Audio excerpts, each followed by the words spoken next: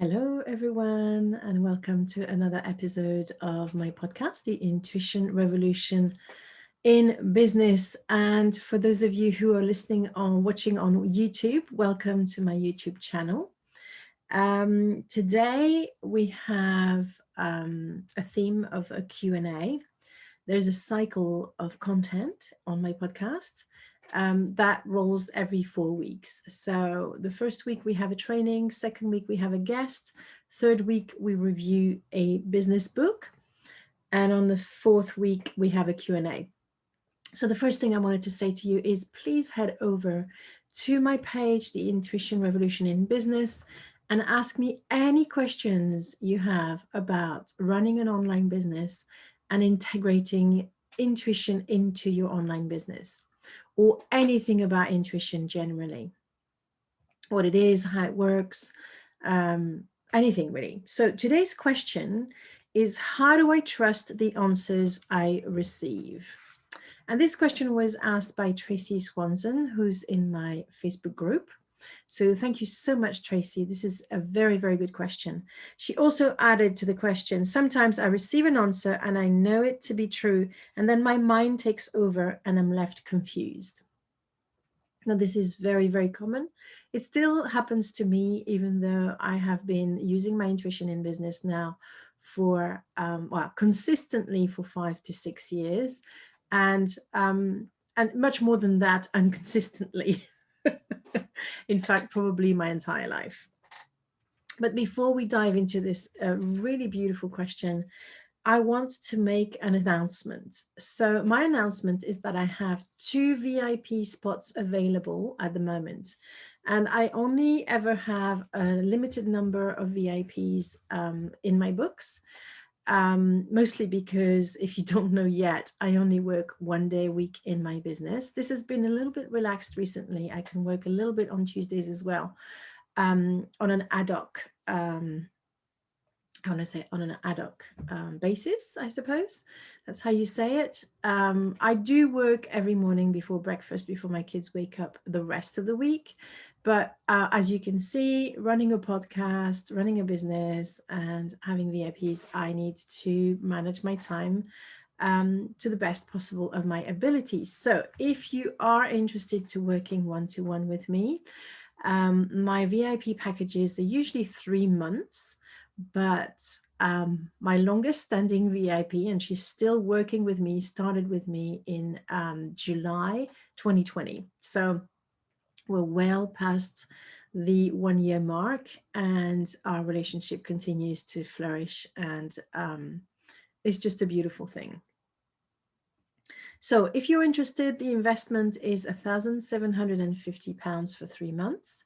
You get 8 sessions, and you get, I work on, well, I've mentioned the EPIC framework before, because this was one of the trainings for this month. Well, it actually, this 4-week cycle. So in this cycle, let's put it this way, because we're in October now, and it was in September that I talked about my EPIC framework. But there's another layer that's come in. So my EPIC framework is energy, prosperity, intuition, and the triple C, which is clarity, courage, and confidence. But in the past few weeks, I realized I actually have a second layer to this framework.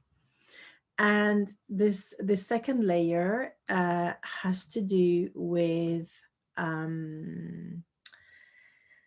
what I call the wisdom. Okay, so it starts, and this is more linked to intuition, whereas the EPIC framework is linked to setting the boundaries of your business to make sure you have the 4 pillars that will allow your business to reach its highest potential. So I love to work with entrepreneurs or visionaries who have a big, big vision. And the bigger the vision, the more your foundations need to be rock solid. Okay, does that make sense? So your foundations, in order to be rock solid, it's not just business foundations, it's also epic foundations. So, energy, knowing about energy is so important, because in order to reach your biggest potential, you need to know how to manage your energy. You need to know how to not allow other people to use your energy. You need to know how to refill your cup when you feel drained, all that sort of thing. Prosperity, if you have any money blocks, and you will only find out your money blocks when you progress to a bigger and bigger and bigger vision. um, these are also essential to nip in the bud, or to address when they crop up again and again and again, and they will, because otherwise, without a good relationship to money, your business will never reach the level it's supposed to reach. And I see that a lot with heart-centered leaders and entrepreneurs. So this is something that is very, very important. Intuition is paramount because it enables you to follow the path that you are supposed to follow, and it's not going to look like anyone else's. It'll also make things a lot easier for you. It will pave the way, so to speak. It will create synchronicities. It will bring to you cooperative components, as Abraham Hicks says, that will enable you to run a business without burning out, but also with a lot of joy, a lot of fun, and in a much easier way than most people that don't, use intuition.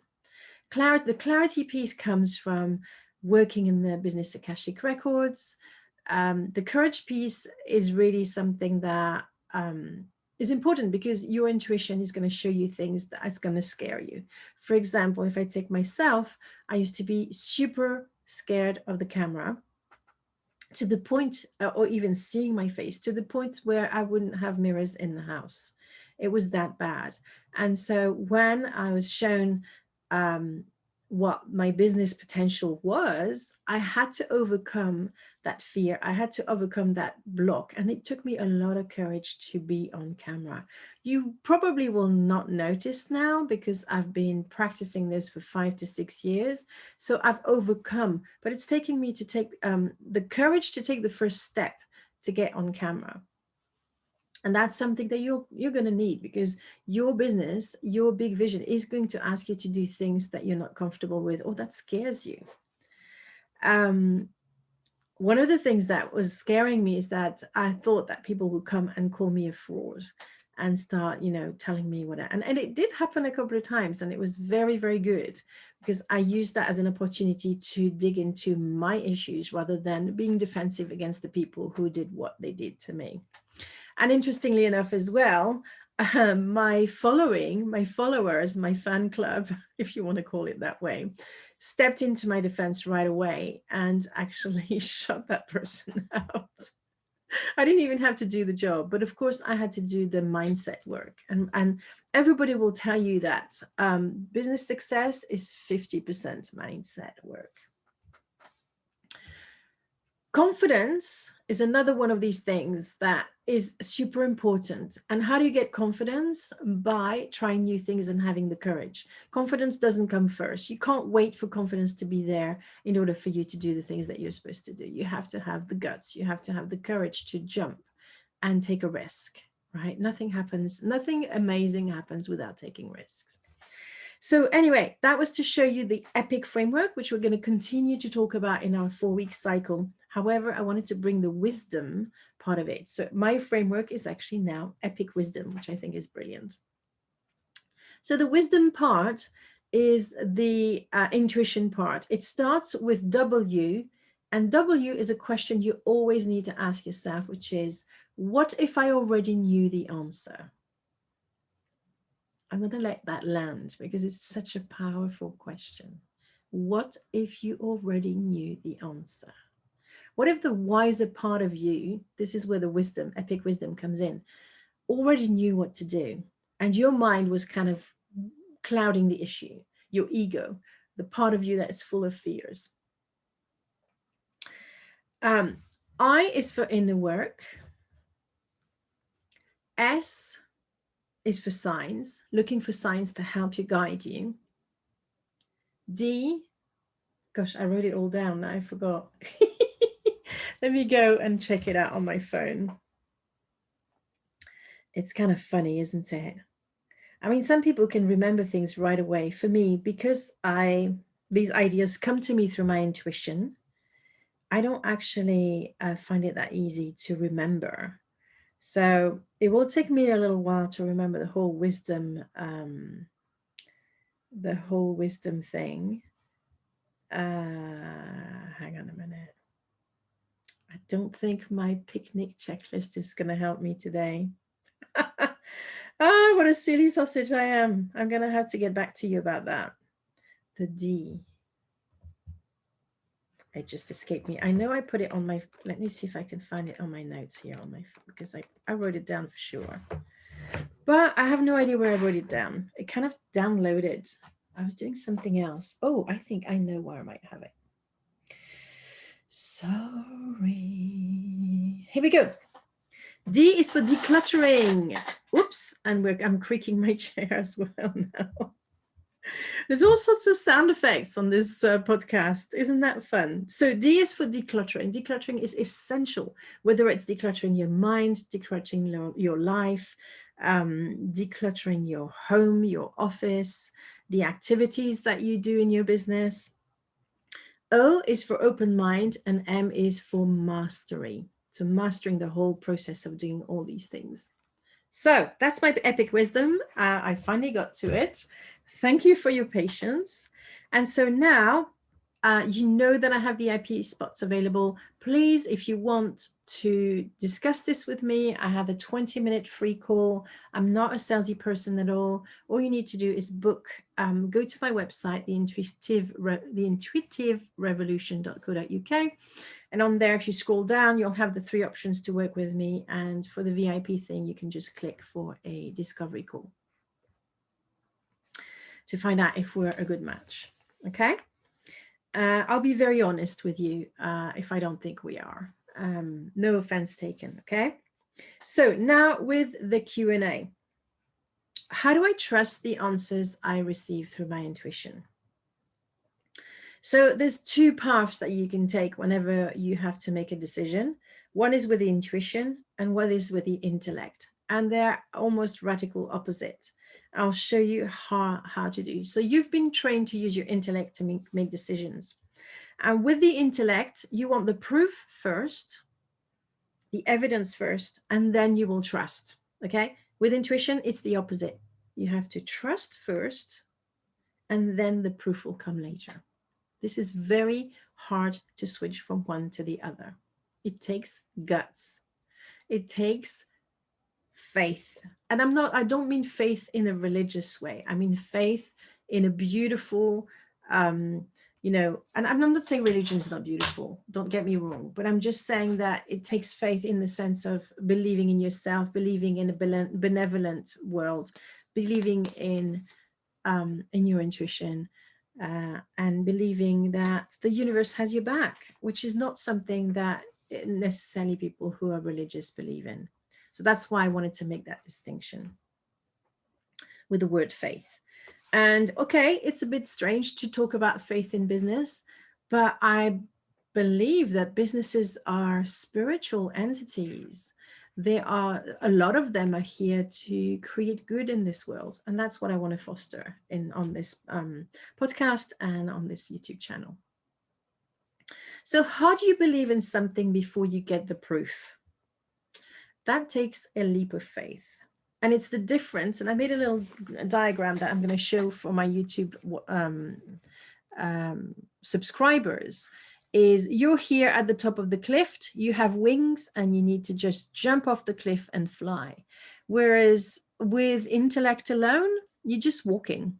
You're walking at the bottom of that cliff, and you can see that the experience is completely different. Yeah, flying and walking don't require the same skills, but they also won't bring you the same experience. Personally, I've always dreamt of flying. In fact, when I was a child, I kept on dreaming that I could fly. It was just this amazing feeling. So there is a way to build that confidence, okay? And it's through practice. If you learn to fly, you're not going to fall off, you're going to jump off the highest of cliffs and then just hope that it's going to work. what you're going to do is you're going to maybe jump from a meters high and try your wings, and then 2 meters, and then 3 meters. And with the intuition, it's a little bit the same. You want to build that confidence in your wings. So I would say that step number one to build that confidence is to go on what I call an intuition treasure hunt. And I love these, they're just fabulous. So, what does that imply? That implies collecting intuitive stories from your life, looking back at the past and seeing where your intuition helped you make some amazing decisions in your life. Very often, I hear people say to me, especially in their private lives, not necessarily their business life. When I met that person, I knew they were the right one for me in their romantic relationships, for example. And these are the beautiful starts of powerful love stories, usually, if it's come from a place of intuition. And if you've done enough work on yourself that you're not codependent and have all sorts of issues. So collect intuition stories, preferably in your business, but if you don't have them just yet in your business, then start with your private life. When did you follow your intuition? What happened? When did you not follow your intuition? What happened? When did you think you followed your intuition? And what happened? And when did you follow your intuition and got a result that was different from what you expected? And that is very, very important, because intuition doesn't care about money, for example. It cares about growth. It cares about you reaching the next level. So it might ask you to do something and you expect that to have a certain result, and it doesn't. And then you get disappointed in your intuition. I've done it myself. That's why I know how it works. And I've had to rein back my expectations on what my intuition was supposed to bring as results. And once I've done that, it was a lot easier to follow my intuition and trust it. Okay. So I'm going to give you an example with what happened in 2009 when my intuition, through a reading I had with a friend who was very, very intuitive, asked me to write a book about slimming. So back then I was a clinical hypnotherapist, and I had a string of clients that had come to me in the past 3 to 4 months. And I didn't make anything of it, even though I understood that on some level, as a therapist, you often have people come to you to help you heal your own issues. So there's a lot of resonance between what your clients are experiencing and what you might have experienced or still need to heal.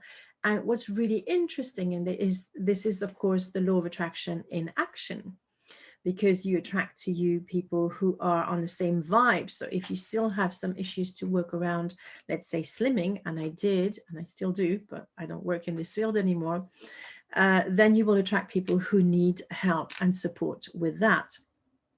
Now, what's important to understand, which is something I didn't understand back then, is that you only need to be 2 to 3 steps ahead of your ideal client, which is something that is a wonderful thing in business, and something that Russell Brunson talks about in his Expert Secrets book, which I really, really recommend. I'm just reading it at the moment, actually, and it's opened my eyes to so many things that I wish I knew much, much earlier in my business. So anyway, the angels, or my intuition, whatever you want to call it, asked me to write a book about slimming, and I got the guidance, right? I started writing the book. I wrote it in 4 weeks, my first draft, and I didn't have that much experience in writing books, especially not in English. Okay. Once I wrote the first draft, everything lined up. I literally bumped into a lady who had just self-published her own book. So she gave me the details of her graphic designer, of the actual printer she was using.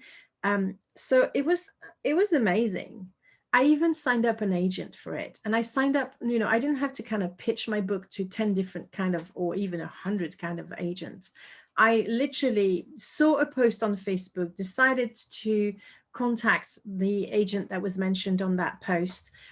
He had just a little, very simple website at the time, where there was just contact me box, and I didn't overthink it. I just wrote from my heart. It kind of flowed out of me. I pitched my book, and literally he answered the next day, which is something he said to me he never does.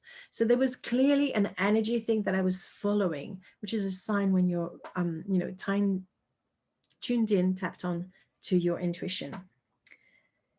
However, I never got a book deal, and I never made real money out of this book. So I thought it was the biggest failure in my business, and I beat myself up for years about it. Didn't want to mention to anyone that I actually wrote a book, because I hadn't made it to the #1 Amazon bestseller or whatever. Although at the time it was very, very different to print self-publish a book. So anyway, I made it into a failure. This was my filter. And of course I did it because deep down inside, I felt like a failure. So everything that didn't turn out the way I expected it to was considered a failure. But in fact, when I look back on this experience from 2009, I can see that it was gold. I learned everything I needed to become a book coach, which is what I decided to do when I went online in 2015. So 6 years later, I had the knowledge, and I knew how to help people to write books and finish books, not just start them, finish books. It's something I still do in my business. And it's from that experience back in 2009. But I wanted to make it mean that I was going to have a book deal, and I was going to become, a New York bestseller. I also realized after signing my agent that I had a sabotaging pattern, because he asked me to write a second edition of the book, and I couldn't do it. So I actually lost the chance of having a book deal. He had Hachette on behind in his books, and they were interested in my book, but they said because it had been published already, they wanted a new version of it, a new edition. And I couldn't do it because I had this massive imposter syndrome. Because in the meantime, after I written my book in 2009, I had another baby, I put on some weight. And so my book that was about holistic slimming, I felt I was an imposter, and I couldn't possibly write about slimming when I still had weight issue myself. So I sabotaged my book deal. All this was gold, even though it looked like a failure. It was actually, do you know what? I actually since learned that failure is essential to succeeding in business. And that's not something I knew. I know it now, and I can look at it with the eyes of love, but boy, was I hard on myself about that failure. So my intuition told me to write the book, and I learned so much that I still value today. My ego thought, if intuition is asking me to write a book, it should be a resounding success. Can you see the difference? Can you see that intuition doesn't care about money? It doesn't care about success. It cares about growth and what you need, not what you want. So we need to let go of expectations of what intuition will bring you. So step one is to collect all these stories and take the filter out of failure if necessary, because that's your ego stepping in and it's got nothing to do with intuition. And then step two is going to understand how your intuition speaks. Okay, intuition, it's like it speaks a foreign language. And because I am a linguist myself, I am French and I'm speaking English to you right now. I also speak fluent Spanish, even though I haven't used it in a decade. So it would be a little bit difficult for me to speak Spanish to you right away. But you can't expect to be fluent in the language in a day. So if you are new to intuition, now I know I always say intuition, we're born with it, but the problem is we never use it. So we forget it, just like I'm forgetting my Spanish because I'm not using it. So you have to put the time and the effort into learning how to communicate with your intuition. Okay, now I want to ask a question that really bothers me. Why is it that when we learn a skill, it's okay to make mistake, it's okay to take the time, there's a learning curve, but when it comes to intuition, we think that we need to get it right or it's not for us. Now think about it for a moment. Why is that? No, intuition is just like any other skill. You have to practice it and hone it and make it better. Okay, you have to gain the knowledge about how your intuition works, and your intuition will be different from anyone else. from experimenting and having the courage to get it wrong, having the courage to take that risk. We're getting back to the imagery or the metaphor of the wings and the cliff. You can't get anything of value with intuition if you don't take risks, okay? But at the same time, it's your mind's job to doubt your intuition, okay? And we are trained to live in doubt, doubting ourselves, being in fear. But we have to learn to live with it. It's always going to be there, okay? Now, there's one thing that's going to help you is that intuition lives in the body, whereas doubt lives in the mind. So placing your hand on your heart will always help to connect to your intuition, and it will help to switch off your mind, because it's almost like bringing the energy from your mind to your heart. Okay, I'm going to share with you a little example of what happened over the weekend or over the course of the past week that will illustrate why checking with your body is so important. Now, I'm a person that can get excited quite easily. I love cheering people on. I love new ideas. I can see right away if an idea feels good, and so I had an impulse, and I think it was from my intuition, because I'm not an impulsive person though. I usually, I'm quite chilled, and I do things. Yeah, I'm not an impulsive person. But I had an impulse to watch a video from my piano teacher that talked about how many free pianos are available everywhere. So you can actually get a piano for free if you want to start playing the piano. Now, if you're interested to start playing the piano, reach out to me and I'll give you the details of my piano teacher's 5-day challenge that starts today. Okay. But this is not the purpose of our video. Let's just focus on it. So I went onto Marketplace because I was curious to see how easy it would be to get a piano and how many pianos were for free. Because when I decided to start playing the piano almost 10 years ago, actually, I struggled. I wanted to find a secondhand piano and I just couldn't find anything. And so I had to save up. And actually, in the end, my husband bought me a piano. We were quite broke at the time, so it was a big issue. I was like, what? I could have had a piano for free. So I went on Marketplace and I found so many free pianos. It just, but it just, I couldn't believe it in a way. So I fell in love with the piano that I saw on Marketplace. It was just so beautiful. And I loved the idea. But because I had the impulse from my intuition to start with, I almost felt like I was supposed to get that piano, and I ignored a feeling in my body. I was stuck in my mind. There was a feeling in my body that says, this is wrong, don't do it. So I thought, oh, but it's probably because the piano is not right. But every hurdle that I went through checking the piano, I asked them to play the keys.